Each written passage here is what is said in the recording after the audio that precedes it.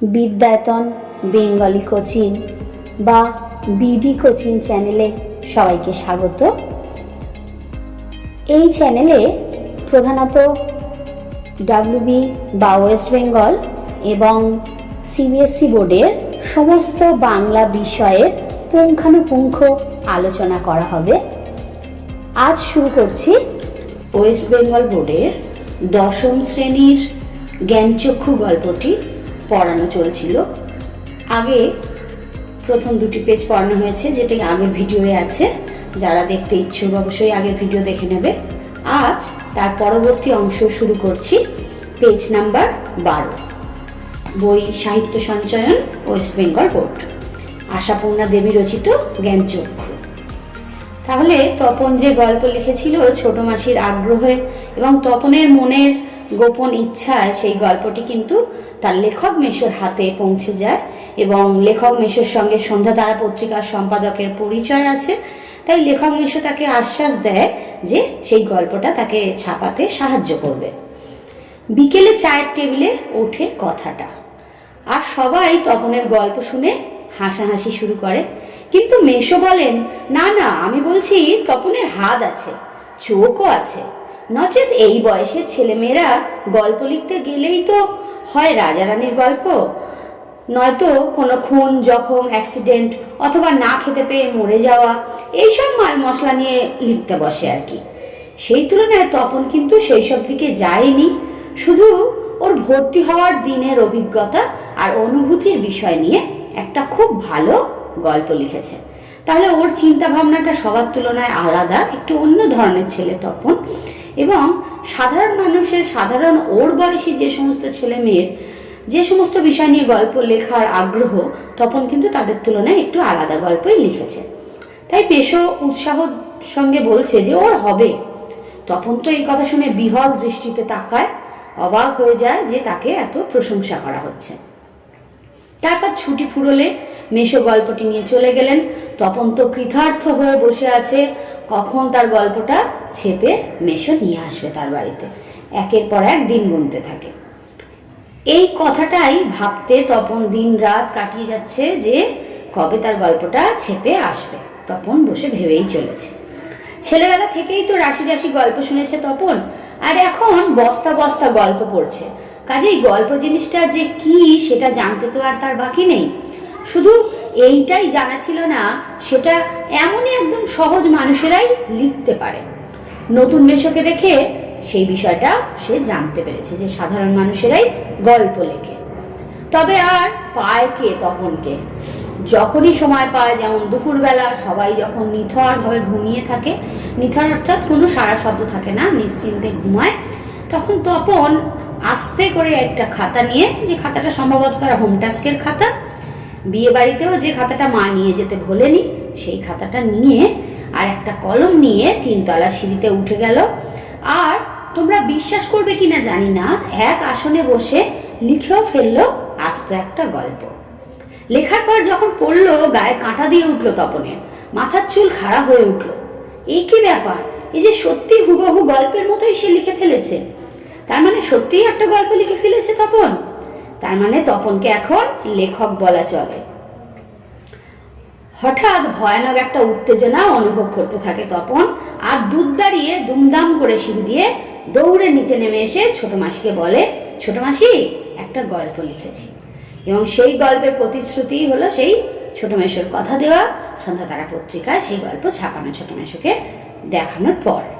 ছোট মাসি ওর চিরকালের প্রিয় বন্ধু, বয়সে বছর 8 বড় হলেও সমবয়সী। কাজেই মামার বাড়ি এলে সব কিছুই কিন্তু সে সবার আগে ছোট মাসিকে বলে। তাই এই ভয়ানক আনন্দের খবরটা সবার আগে ছোট মাসিকে সে এসে জানায়। তবে বিয়ে হয়ে গিয়ে ছোট মাসি যেন কেমন একটা মুরব্বি মানে মাতব্বর আর কি, যে একটু অভিজ্ঞ পণ্ডিত টাইপের, তার বিষয়ে একটু বেশি বেশি ভাব দেখাচ্ছে, যে বন্ধুত্ব স্থানীয় নয়, সে তার চেয়ে বড়, সেই বিষয়টা যেন দেখাচ্ছে। মুরব্বি ভাব হয়ে গেছে। তাই গল্পটা সবটা না পড়েই একটু চোখ বুলিয়ে নিয়ে বেশ পিঠ চাবড়ানোর সুরে বলে ওঠে, ও মা, এ তো বেশ লিখেছিস রে, কোনোখান থেকে টুকলিফাই করিসনি তো? টুকলি মানে কোনো জায়গা থেকে দেখে টুকে নেওয়া আর কি। সেই পিছনে লাগাটা তপন কিন্তু পছন্দ করছে না, বলছে আহ ছোট মাসি ভালো হবে না বলছি। আরে বাবা খেপছিস কেন, জিজ্ঞাসা করছি বই তো নয়, রোজ তোর মেসোমশাইকে দেখাই। কিন্তু গেলেন তো গেলেনই, সে কোথায় গল্পে সেই আটো সাটো ছাপার অক্ষরে গাঁথা চেহারাটি, যার জন্য হাঁ করে বসে আছে তপন। সেই যে ছোট মাসি গল্প নিয়ে ছোট মেসোকে দেখালো, আর ছোট মেসো গল্পটা নিয়ে চলে গেল, কবে যে ছেপে আসবে সেই আশায় বসে আছে, কিন্তু এখনো গল্পটা ছেপে এলো না। মামার বাড়ি থেকে বাড়িও চলে এলো সে। এদিকে বাড়িতে তপনের নাম হয়ে গেছে কবি, সাহিত্যিক, কথাশিল্পী, আর উঠতে বসতে ঠাট্টা করছে, তোর হবে তোর হবে, হ্যাঁ বাবা তোর হবে। তবু এইসব ঠাট্টা তামাশার মধ্যে তপন আরো 2-3টে গল্প লিখেই ফেলেছে। ছুটি ফুরিয়ে এসেছে, হোম টাস্ক হয়নি, তবুও সে লিখছে। লুকিয়ে লুকিয়ে শুধু গল্পই লিখে চলেছে, তার যেন গল্প লেখার নেশায় পেয়েছে। তারপর ছুটি ফুরলো, রীতিমতো পড়াশোনা শুরু হয়ে গেছে। প্রথম গল্পটি সম্পর্কে একেবারে আশা ছেড়ে দিয়েছে তপন, বিষণ্ণ মন নিয়ে বসে আছে। এমন একটা সময় ঘটে গেল সেই ঘটনা। ছোট মাসি আর মেসো একদিন তাদের বাড়িতে এলো, তাদের হাতে একখানা সন্ধ্যা তারার পত্রিকা। কেন, কোন হেতু, কোন কারণে সন্ধ্যা তারা নিয়ে এলো কেন? বুকের রক্ত যেন ঝলকে ওঠে তপনের। তপন যেন আশ্বাস পায়, মনের সমস্ত আগ্রহ নিয়ে সে ভাবে যে সন্ধ্যা তারার সংখ্যা তাদের হাতে কিসের জন্য। তবে কি সত্যি সত্যি তাই? সত্যি তপনের জীবনে সবচেয়ে সুখের দিন এলো আজ? সত্যি কি তার গল্পটা ছাপা হয়েছে? এ কি সম্ভব? এই অসম্ভবটা কি মেসো সম্ভব করতে পারলো? সত্যিকার ছাপার অক্ষরে তপন কুমার রায়ের লেখা গল্প হাজার হাজার ছেলের হাতে হাতে ঘুরে বেড়াবে? পৃথিবীতে এমন অলৌকিক ঘটনাও ঘটে? অলৌকিক মানে যেটা ঘটার নয় সেই ধরনের ঘটনা। সত্যি সেরকম ঘটনা ঘটে গেছে, তা ঘটেছে, সত্যিই ঘটেছে। গল্পের সূচিপত্রে লেখা রয়েছে প্রথম দিন ব্র্যাকেটে গল্প শ্রী তপন কুমার রায়। সারা বাড়িতে শোরগোল পড়ে যায়। তপনের লেখা গল্প পত্রিকায় ছাপা হয়েছে, ওর লেখক মেশো ছাপিয়ে দিয়েছে। পত্রিকাটি সকলের হাতে হাতে ঘোরে, সকলেই একবার করে চোখ বোলায় আর বলে, বারে চমৎকার লিখেছে তো। মেশো অবশ্য মৃদু মৃদু হাসেন আর বলেন, একটু আধটু কারেকশন করতে হয়েছে অবশ্য, নেহাত কাঁচা হাত তো। মাসি শুনে বলে, তা হোক, নতুন নতুন অমন হয়। ক্রমশ সেই কথাটা সারা বাড়িতে ছড়িয়ে পড়তে থাকে, ওই কারেকশন। বাবা বলেন, তাই? তা নইলে ফট করেও একটা গল্প লিখে ফেললো আর অমনি ছাপা হয়ে গেল। মেজো কাকু বলেন, ও তো ওরকম একটা যদি লেখক মেশো সবার থাকে তাহলে তো মন্দ নয়, আমাদের থাকলে আমরাও চেষ্টা করে লিখে ফেলতাম। আসলে ধীরে ধীরে তপনের কৃতিত্বটা যেন হারিয়ে যাচ্ছে, কোথায় যেন ফিকে হয়ে যাচ্ছে। ছোট মাসি এই কথাগুলো শুনে তো আত্মপ্রসাদের প্রসন্নতা নিয়ে মনে মনে খুব আহ্লাদ হয় যে তার বর তার স্বামী ছাপাতে সাহায্য করেছে, তাই সে যেন খুবই আনন্দ পায়। সে বিকেলে বসে বসে ডিম ভাজা আর চা খায়, মেশো শুধু কফি খায়। আজ আর অন্য কথা নেই, শুধু তপনের গল্পের কথা, তপনের নতুন মেশোর মহত্বের কথা। উনি নিজে গিয়ে না দিলে কি আর সন্ধ্যা তারার সম্পাদক তপনের গল্প করে আঙুল দিয়েও ছুঁয়ে দেখতো? সবাই নানা রকম ভাবে মেশোর গুণগান করতে থাকে, তার সঙ্গে তপনেরও কৃতিত্ব করে, কিন্তু পুরোটাই মেশোর উপরে বেশি আহ্লাদ হতে থাকে, পুরোটাই মেশোর উপরে বেশি প্রশংসা পেতে থাকে। তখন যেন কোথায় হারিয়ে যায় এইসব কথার মধ্যে। গল্প ছাপা হলে যে ভয়ঙ্কর আহ্লাদটা তার হবার কথা, যে আনন্দ হবার কথা, সেই আহ্লাদটা সে যেন কোথাও খুঁজে পায় না। অনেকক্ষণ পরে তার মা এসে বলেন, কই তুই নিজের মুখে একবার পড় তো তপন শুনি। বাবা তোর পেটে পেটে এতক্ষণে বইটা তপন নিজের হাতে পায়। মা বলেন, কই পড়, লজ্জা কি, পড় সবাই শুনি। তপন লজ্জা ভেঙে এরপর পড়তে থাকে, কেশে গলাটা পরিষ্কার করে নেয়। কিন্তু এ কি, এসব কি পড়ছে তপন? এটা কার লেখা? এর প্রত্যেকটা লাইনই তো নতুন, একেবারে আনকোড়া, তপনের অপরিচিত। প্রত্যেকটা নতুন আনকোড়া লাইন, আনকোড়া কথার অর্থ নতুন। এর মধ্যে তপন কোথায়?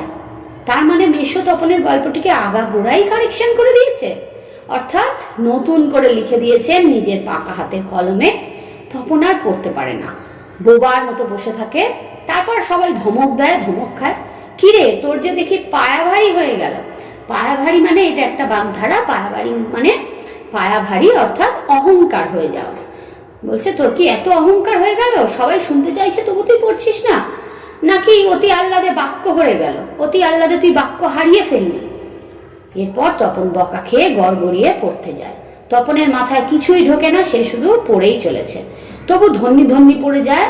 আর একবার রব ওঠে, তপনের লেখক মেশো তপনের গল্পটা ছাপিয়ে দিয়েছে। তপন বইটা ফেলে রেখে চলে যায়। তপন ছাদে উঠে গিয়ে শার্টের তলাটা তুলে চোখ মুছতে থাকে। অর্থাৎ তপন মনে মনে প্রচন্ড কষ্ট পায়, খুবই দুঃখ পায়, সে কাঁদতে থাকে। তপনের মনে হয় আজ যেন তার জীবনের সবচেয়ে দুঃখের দিন। কেন তা সেটা বুঝতে পারছে না, তা জানে না তপন, কারণ ও বয়সে অনেকটাই ছোট। ও মনের এই যে কষ্ট দুঃখের যে এই ব্যাপারগুলো, এগুলো কিন্তু সে অনুভব করতে পারছে, কিন্তু পুরোটাই সে ভাষায় প্রকাশ করতে পারছে না। তার সবচেয়ে আনন্দের যে দিনটা হওয়ার কথা ছিল, কোথাও যেন এই ছোট বয়সেও তার আত্মসম্মানে আঘাত লেগেছে। লেখক মেশো তার গল্পটা আগাগোড়াই বদলে দিয়ে তার একটা গল্প তপনের নামে ছাপিয়ে দিয়েছে, সেটা কিন্তু কখনোই তপন আনন্দের সঙ্গে নেয়নি। তার আত্মসম্মানে কোথাও কষ্ট পেয়েছে। শুধু এই দুঃখের মুহূর্তে গভীরভাবে সংকল্প করে বসে তপন, যদি কখনো লেখা ছাপাতে দিতে হয় তো তবে সে তপন নিজে গিয়ে ছাপাতে দেবে, নিজের কাঁচা হাতের লেখা।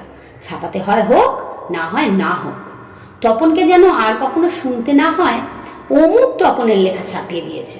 তাহলে ও কারোর কাছে ঋণী হয়ে থাকতে চায় না, কারোর কাছে কৃতার্থ হয়ে থাকতে চায় না, যার জন্য নিজের অস্তিত্ব কোথাও হারিয়ে যায়। এইটুকু বয়সেও তপন এটা মনে মনে সংকল্প করে, নিজের কাজটা নিজে হাতেই করবে। তাতে সেটা কাজটা হলে ভালো, না হলে তবুও সে চেষ্টা করে যাবে, কিন্তু অন্য কোনো নাম নিয়ে, অন্য কারো নাম নিয়ে সে আর এরকম কাজ করবে না, যেখানে সে নিজে কষ্ট পায়, নিজের আত্মসম্মান হারিয়ে যায়। আর তপনকে যেন নিজের গল্প পড়তে বসে অন্যের লেখা লাইন পড়তে না হয়। তার চেয়ে দুঃখের কিছু নেই, তার চেয়ে অপমানের। এত বড় অপমান নিয়ে তপনের জ্ঞানচক্ষু খুলে গেল, তাই গল্পের নাম জ্ঞানচক্ষু। এবং তপন সেদিন থেকেই মনে মনে দৃঢ় প্রতিজ্ঞ হয়ে ওঠে যে কোনো গল্প ছাপতে দিলে সে নিজে হাতেই দেবে। আজ জ্ঞানচক্ষু গল্প পুরোটা সমাপ্ত হলো। যাদের যা অসুবিধা থাকবে অবশ্যই আমাকে কমেন্ট করে জানাবে। আর নতুন নতুন কোন গল্প, কোন ক্লাসের কোন চ্যাপ্টার জানতে চাও সেগুলো অবশ্যই আমাকে জানাবে, আমি সবসময় পাই।